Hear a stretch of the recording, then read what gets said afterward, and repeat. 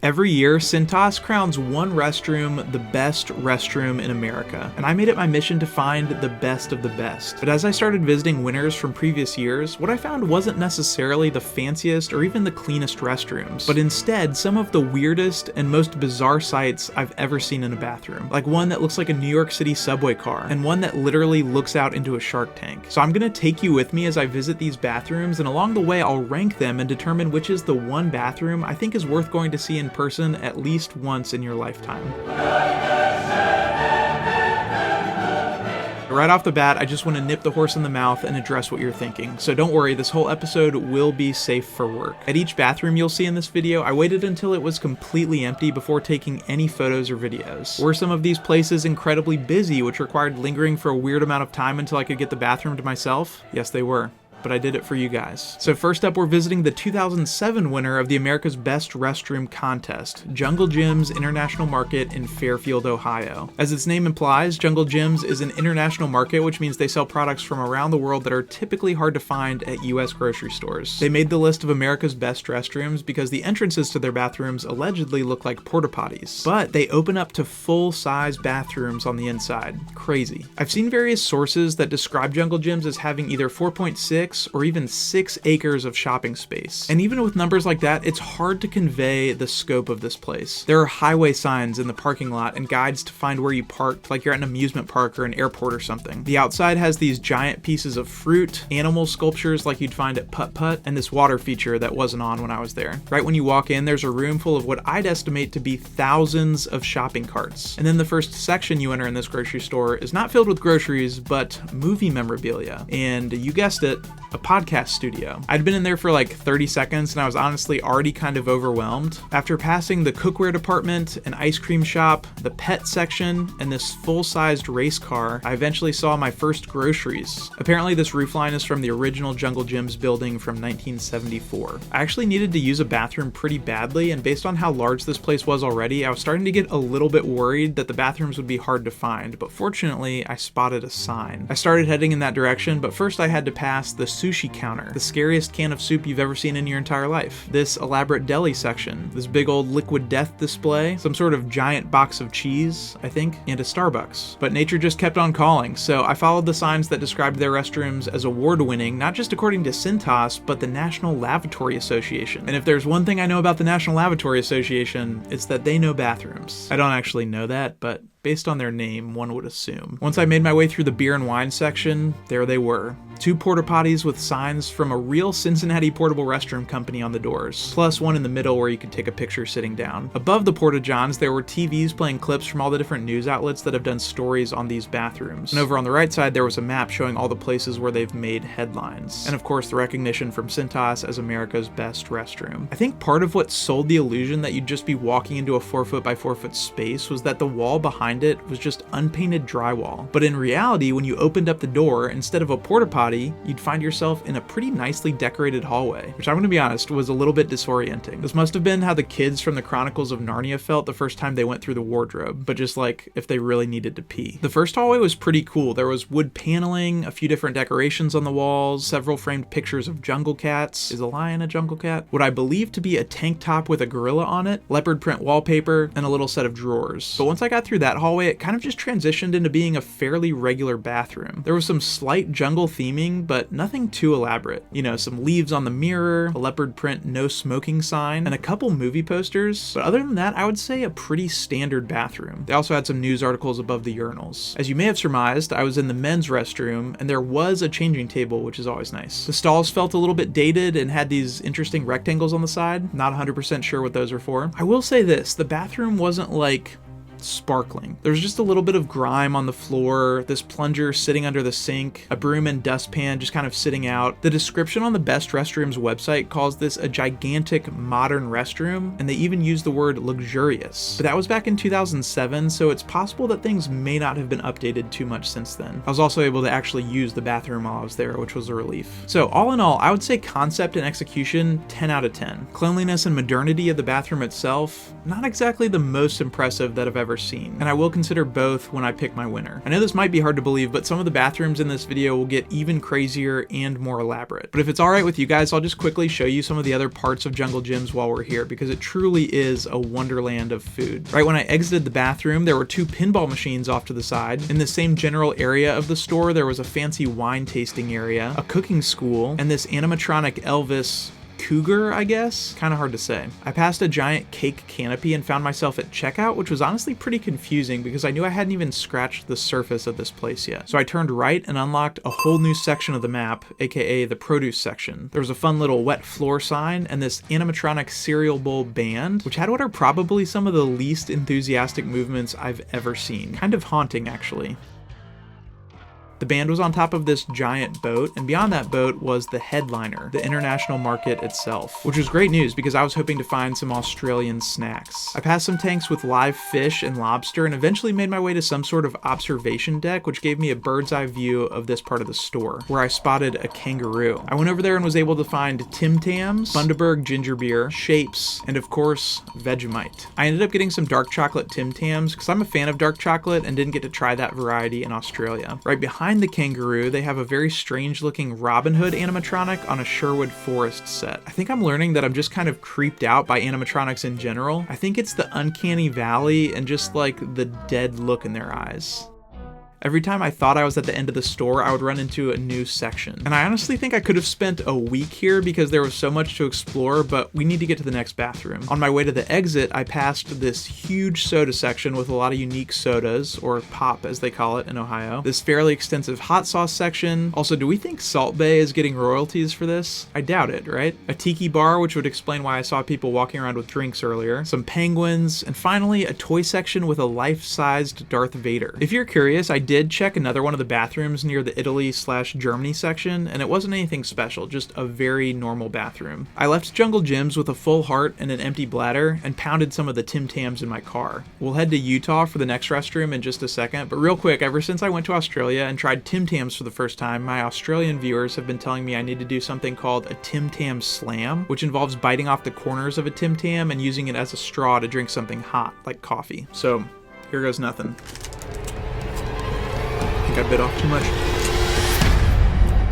Okay, Tim Tam kind of fell apart, but for a brief second there, life-changing. Okay, enough dilly-dallying. It's time to visit the 2024 winner, the reigning champ. And that's a place called Maverick in Salt Lake City, Utah. According to Cintas, Maverick's restrooms deserve recognition for their commitment to cleanliness and comfort, with sparkling fixtures, spacious stalls, and fresh amenities. So this is a gas station chain kind of sprinkled throughout the Southwest and up into states like Idaho. And to me, it seems comparable to how frequently you'd see like a Cumberland Farms in New England or maybe a Sheetz in Western Pennsylvania. They don't specify a location, they just say Salt Lake City. So out of all the Mavericks with a Salt Lake City address, I went to the one with the highest rating, which at the time was this one on South Redwood Road. On both the outside and the inside, the convenience store part struck me as pretty standard as far as gas stations go. The one major exception being this giant tree in the corner. There was a sign that says you need to ask the cashier to unlock the bathroom for you. I know that businesses do that to keep their restrooms nice for customers, but I'll share how I feel about that in just a second. I went ahead and got the bathroom unlocked, and once you're inside, I gotta be honest with you guys, compared to Jungle Gyms, this didn't seem like it deserved the title of the best restroom in America. I'll show you around real quick, but I can tell you from the get-go, we're not gonna spend a ton of time here. It was a little bit bigger than a single occupancy restroom, except I had no way of locking the door on my end, so it was totally possible that someone could have come in there if the cashier also unlocked the door for them. There were plenty of odor-fighting measures in the urinal, and a changing table in the men's room, which again, nice touch. They had paper towels instead of hand dryers, which I know isn't as good for the environment, but it does make drying your hands a lot easier. And I liked that you didn't have to mess around with those motion activated dispensers that give you like 1 inch of paper towel at a time. There was a little bit of mountain themed decor, like this sign on the back of the door made of wood. Or wait, actually, I think that might just be fake wood. I would say overall it was like pretty clean, but just kind of a slightly nicer than average gas station bathroom. Later on, I went to another Maverick in downtown Salt Lake City on my way to East High School, go Wildcats, to just like double check that I didn't pick a dud location the first time, and the bathrooms there were pretty comparable. That location also locked the bathroom doors from the outside. So it kind of makes me wonder, are they clean just because they make it difficult for people to use them? Because if so, that kind of feels like cheating. I would say that in principle, I'm opposed to management locking bathroom doors. Like, I kind of get it, but Love's Travel Stops are an example of clean gas station bathrooms that aren't locked. And this part's actually crazy to me. Apparently, to win, Maverick beat out this restaurant bathroom in San Diego, this car repair place in Washington, and these disco bathrooms that this chain of convenience stores called Hop Shops. Like, there's literally a button that you can press that turns it into a party.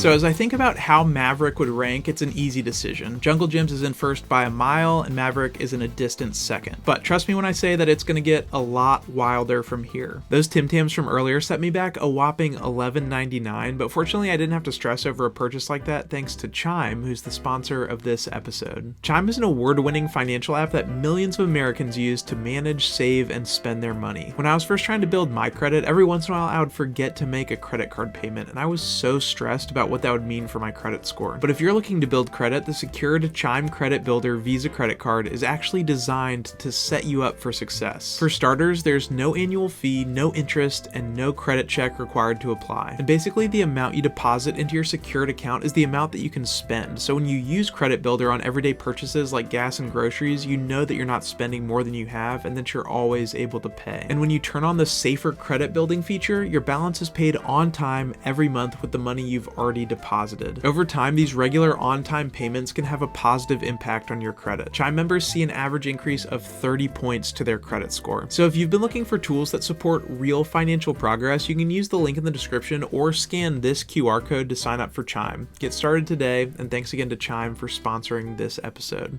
All right, next up, we're visiting the 2019 winner of the Best Restroom competition, and that's the Nashville Zoo. The Best Restroom website describes their women's bathroom as having floor-to-ceiling glass windows into an exhibit featuring a family of 6 cotton-top tamarins, which are critically endangered primates. Meanwhile, the men's restroom, which is in the entry village, features floor-to-ceiling windows with a view of the ball python snake exhibit. There was a giraffe guarding the entrance to the Nashville Zoo, which made me a little bit uneasy because one time I got bitten by a giraffe when I was on a preschool field trip. The day I was in Nashville was fairly rainy, so fortunately it wasn't super crowded. It was also the early afternoon on a Wednesday, so I think the primary clientele was like elementary school field trips. Since the information I had was that this restroom was at the entry village near the python exhibit, I entered the zoo and checked out the first bathroom I saw, but that was not it. Just like a very average bathroom. So I just kept walking and followed signs for the next restroom I saw because I thought that even if I had accidentally passed the entry village, maybe if I could find the python exhibit, that would eventually lead me to where I needed to go. And these next bathrooms were in the Unseen New World building, which had reptiles and other animals in it. So that felt a lot more promising. There were some fish, a lot of fish actually, some turtles, I like turtles, and I even saw multiple snakes in this building, so I felt like I was in the right place as I made my way to the bathroom. Unfortunately, this was also not it. So after that, I just kept walking, and I paid a visit to my kangaroo friends. I think they trust me because they know that I'm an Ozophile. I mean, how can you not love that guy? Just a little Joey. And then I checked out a few other exhibits, like the zebras and the tigers, hey little guy, and some spider monkeys. I'll be the first to admit, I got a little bit sidetracked looking at the animals and going across this swinging bridge. I went into a third bathroom just for kicks and gigs, but this one actually looked like the pictures on the Cintas website, just without the window into an animal exhibit. So I figured I might be getting close. I found out later that this men's restroom was in the same building as the women's restroom described by the Best Restroom website. So if you're looking for the ladies' bathroom that looks out into the tamarin exhibit, I think this is where you want to go. That men's bathroom also had the same banana wet floor sign that I had seen at Jungle Gyms. After almost an hour and a half of looking at zoo animals, I decided I was just going to go ask someone. I passed a koi pond and some of the largest flamingos I've ever seen, and then found a zoo employee near the entrance.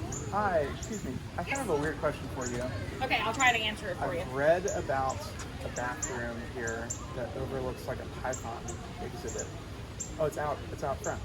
Amazing. You guys, it was outside the gates the whole time. You technically don't even need to enter the zoo. Yeah. Thank you so much. You just shed his skin too. Okay, so this is the entry village, and if you go to the men's side and pull on this magical antelope horn, you'll find yourself in the right place. So right off the bat, the decor and the ambiance were much higher quality than the interior of the Jungle Gyms bathroom. Starting with the sink area, they had this super wide sink made with what I believe was concrete, hand-tied wooden frames around the mirrors, and then more of that stick material up top. The walls were were tiled, and the whole room had these decorative accent tiles with different animals on them. And then of course the main attraction, the Python exhibit, which was located above the urinals. Contrary to the description from Cintas, the exhibit window was not floor to ceiling, but probably about 3 feet tall. You could see the Python hanging out over in the top left corner, but he wasn't doing a whole lot. I wonder if people ever go in there not realizing there's a live snake right in front of their face and then just freak out when they see him move. The stalls were fairly clean, so no complaints there, and I kind of like the soap dispensers with the logo on them. I'm not a huge fan of this type of Dyson air dryer, but it could definitely be worse. Personal tier list of hand dryers goes Accelerator S tier, Dyson Airblade V A tier, these Dyson U-shaped ones, and those ones that are like attached to the sink, I'll go C tier, and then World Dryer like way at the bottom. I think having someone with asthma blow on your hands would dry them faster than one of those things. This bathroom also had animal sounds and like inspirational orchestral music playing over the speakers that made you feel like you were on an adventure. So was this worth the trip? I don't know. I mean, for the zoo, 100%, but just for the bathrooms, maybe, maybe not. I would say if you're already there, definitely make sure you check out this bathroom before you leave. I also made sure to grab some hot chicken before I left town, so I have no regrets. I'm gonna go ahead and put the Nashville Zoo comfortably ahead of Maverick, but just slightly behind a Jungle Jim's. This bathroom was definitely cleaner and newer than Jungle Jim's, but I gotta give Jungle Jim's the edge for creativity. Like, it just felt so out of the ordinary, and if the zoo really did have floor-to-ceiling windows into an exhibit in the men's room, maybe that would have changed things. And to be fair, the picture of the women's room does look like it has larger windows. But as of right now, this is where I'm going to keep the rankings. All right, next up, we're headed to Colorado Springs, the place where I almost became a member of the U.S. Olympic bobsled team back in 2017. This bathroom was the 2020 winner, and it was located in a public space called Bancorp Park. According to the Cintas website, the facility holds 3 restrooms, and each comes with green, red, and yellow lights to show availability. What do you think the yellow light means? It also says that soap, water, toilet paper, and a dryer are all motion activated. Motion activated toilet paper? That's pretty wild. But maybe the wildest part is that it says that they're set up to self-clean after every 30 uses, and a park maintenance supervisor is alerted via an app when toilet paper or other supplies are running low. Sounds pretty futuristic. So I scooted down to the Springs from Denver. Believe it or not, this was on the same trip that I went to Puerto Rico to find the last Kentaco hut on planet Earth. I arrived at the park, which was on this cool street with a bunch of shops, and the side street had these string lights. The park itself was kind of old mining town themed, and there was a band shell, some picnic tables, and then the bathroom building itself, which was pretty small. As I walked up, I got a sinking feeling in my stomach because I saw red lights on all 3 doors. When I went to press the open door button, nothing happened. And I did wait long enough to confirm that it wasn't just because all 3 were occupied. Apparently, these self-cleaning bathrooms are only open seasonally. Did I come to Colorado Springs just to go to this bathroom? Yes.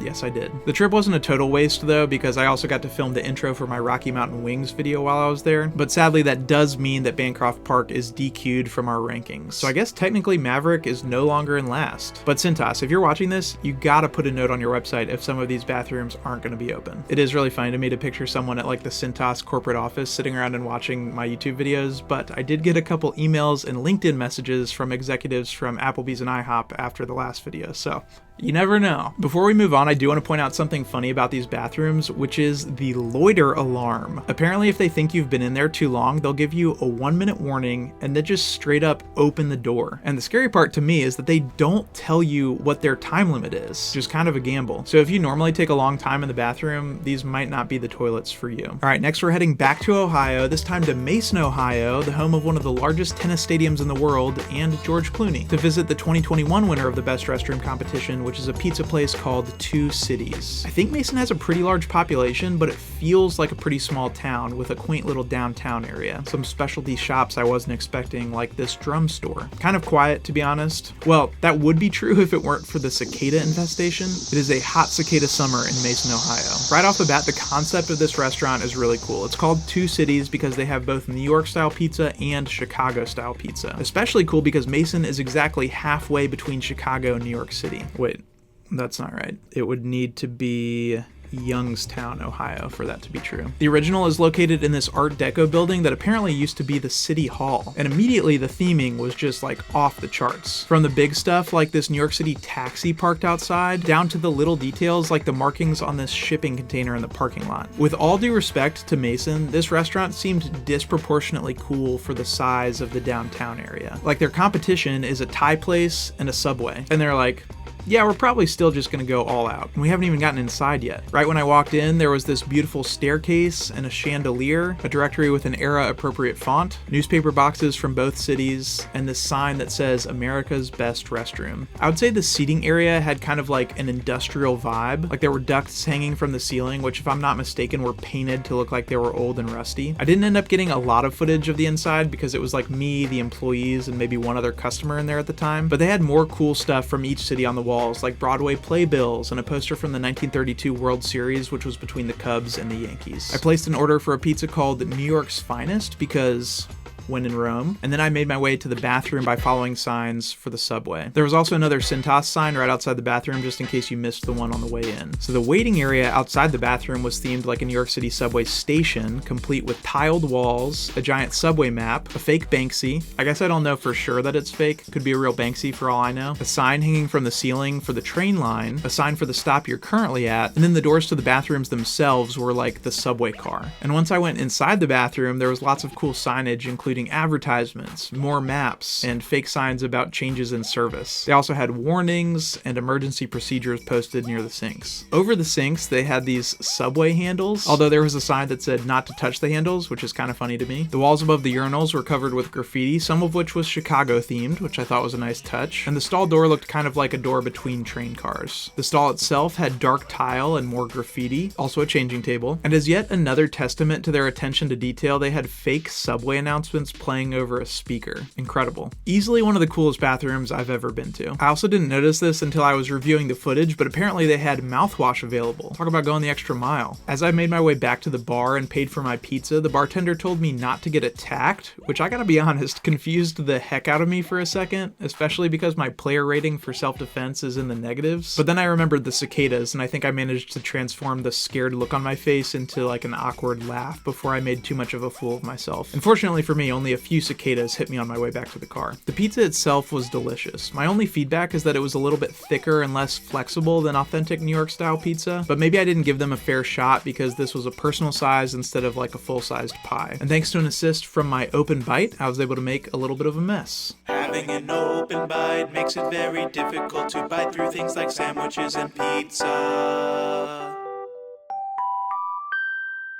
Thank you. As you might have guessed, that's a new number one for me. I mean, it's hard to beat Jungle Gyms for sure, but I can't help but feel like Jungle Gyms put all their effort into the entrance to their bathroom and then kind of stopped trying. Whereas Two Cities just has every last detail lined up and on theme, which I gotta respect. Before we visit the final bathroom, I just want to shout out two honorable mentions. One was the 2009 winner of the Best Restrooms contest, which was the Shoji Tabuchi Theater in Branson, Missouri. Let me just read you some of the stats from this restroom. The men's restroom has a $15,000 marble fireplace from Chicago, stalls made of imported marble and oak doors, sinks imported from Italy, a mirror built in 1868, leather chairs, a $35,000 hand-carved mahogany pool table. The women's restroom, on the other hand, is styled to look like a 1920s Renaissance-style New Orleans courtyard with a marble fireplace from Paris, fresh exotic flowers, granite and onyx pedestal sinks, chandeliers imported from Italy. I mean, the list goes on. That's just like a few of the things. And this was one of the bathrooms on the list I was most excited to see because it's frankly hard to wrap my mind around. As best I can tell, the theater hasn't been in operation since 2017 when there was a small electrical fire, and Shoji Tabuchi, who is an incredibly talented violinist, sadly died in 2023, so the theater itself is actually for sale and not currently in use. I got in touch with the listing agent for the sale, but my request to visit the bathrooms was understandably declined, but I still wanted to shout them out. And then my second honorable mention is this bathroom I stumbled across in the C terminal of the New Orleans airport. This wasn't even recognized as a winner by Cintas. It was just a bathroom I found while traveling and was really impressed by. And that's because the windows in this bathroom look out over a runway. And so there's just a ton of natural light coming in. You see planes coming and going. And then on top of that, they were super clean. Like the toilets had these rotating seat cover things where it dispenses a new one for you. And the stalls were big enough for both you and your carry-on luggage with plenty of privacy, which is a huge plus for me. Okay, without further ado, it's time to visit the 2017 winner, which is the place I teased you with in the intro, and that's a bathroom that looks out into a shark tank at the Odyssey Aquarium in Scottsdale, Arizona. I got there right as they were opening, and I figured I'd book it to the shark exhibit and be the first one to use the bathroom, but it's actually like the very first thing you see when you walk in, and they were all over the branding. They had signage all over the place calling it the best restroom in America, and I mean,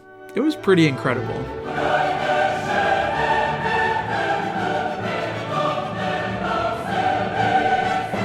So you've got like 6 to 8 foot sharks swimming right by the window. I don't think I realized they'd get so close, so it kind of caught me off guard at first.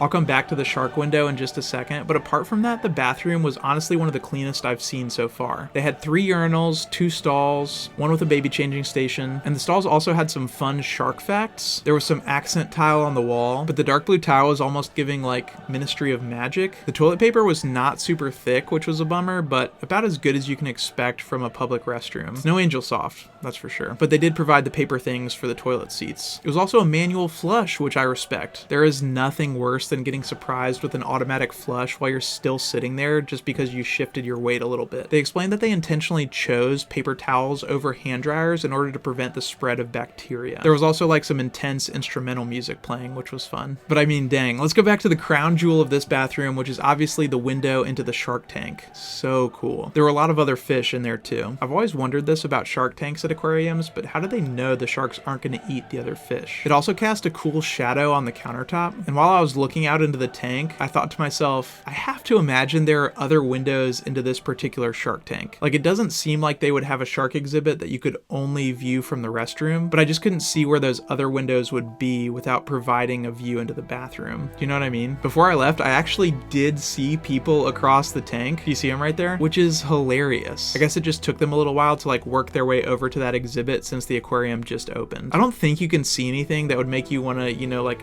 not use this bathroom, but it is kind of funny that you can technically see into the bathroom from over there. But how cool is it that you can just be washing your hands there and then boom, shark swims by. I'll tell you where I think this bathroom ranks in just a second, but since this was at the very beginning of the aquarium, I just enjoyed checking out the rest of the exhibits before I left, including alligators, swordfish, rays, rest in peace Uncle Steve, these penguins, jellyfish, a lot of jellyfish actually, this sea turtle, the whole cast of Finding Nemo, and a ton of other cool stuff that I'd recommend checking out if you ever make the trip. I also learned a lot while I was there. For example, turns out you don't actually need to urinate on a jellyfish sting. That is a common misconception. I did check out another bathroom just to see if all their bathrooms were this cool, but that one was just a standard restroom with no exhibits. And then you're never gonna believe this, but eventually I found the other side of the shark tank, and it's literally a giant theater. Like, if I had to guess, maybe 50 or 60 seats and this 46-foot viewing window into the shark tank. Just a whole audience watching the bathrooms. So I guess those bubbles are there for privacy. Just to be abundantly clear, it's through water and you're mostly just looking into the sink area of the bathroom, so I would say that the toilets themselves are still very much private, but I found that setup a tiny bit peculiar. Spectator viewing area aside, I think that between the cool factor and the cleanliness, I've got to put Odyssey at number 1. So my final rankings would be Maverick at number 5, Nashville Zoo at number 4, Jungle Gyms at number 3, Two Cities in the number 2 spot, and then if there's one bathroom I think you need to see with your own eyes at some point in your lifetime,